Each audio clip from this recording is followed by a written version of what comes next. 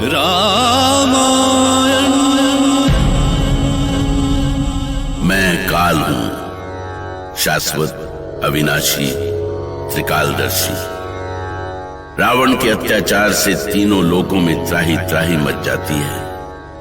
ऋषि, महर्षियों और निर्दोष प्राणियों के संकट को लेकर देवताओं की चिंता बढ़ती जाती है। विष्णु महेश के साथ नारद, वरुण, इंद्र और वायु सभी देवता प्रजापति ब्रह्मा के पास आते हैं।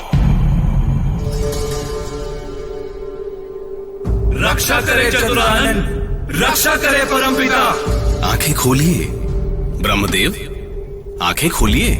आप मौन क्यों हैं ब्रह्मदेव? क्या त्रिभुवन की कोई चिंता नहीं है आपको? क्या रावण के हाथों सृष्टि का अंत हो जाएगा? लंकापति रावण के अत्याचार से तीनों लोक संकट में हैं। देवता और ऋषि महर्षि त्राही त्राही कर रहे हैं। हाँ परमपिता, यदि समय रहते कोई निर्णय नहीं लिया गया तो इंद्रलोक पर तो रावण का अधिकार होगा ही। देवलोक का अस्तित्व भी संकट में पड़ जाएगा। लगता है कि परमपिता समाधि की स्थिति में है। हमें विनती करनी चाहिए।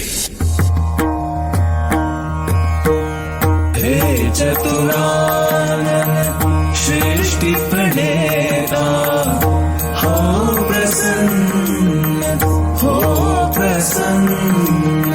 हे ब्रह्मदेव, हे जगत पिता, हो प्रसन्न, हो प्रसन्न।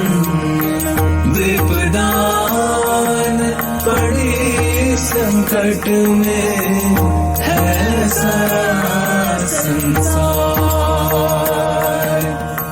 धर्म का नाश हुआ, अधर्म का हर ओर है राज। हे कमलासन, हे चतुरानन, हो प्रसन्न, हो प्रसन्न। हे ब्रह्मदेव, हे जगत पिता, हो प्रसन्न, हो प्रसन्न, हो प्रसन्न, हो प्रसन्न। सृष्टिकर्ता ब्रह्मा की जय। श्री हरि महादेव, आप लोग यहाँ। त्रिभुवन संकट में है चतुरानन।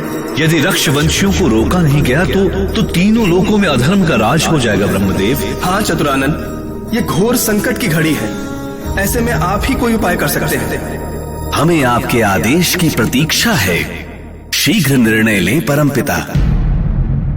और उधर पृथ्वी पर अयोध्या नरेश महाराज दशरथ अपनी ही चिंता में घुले जा रहे थे। वो वृद्ध हो रहे थे और अयोध्या नगरी उत्तराधिकारी चाहती थी। सावधान! परम प्रतापी, सूर्यवंशी, रघुकुल नायक, राजाधिराज महाराज दशरथ दरबार में पधार रहे हैं।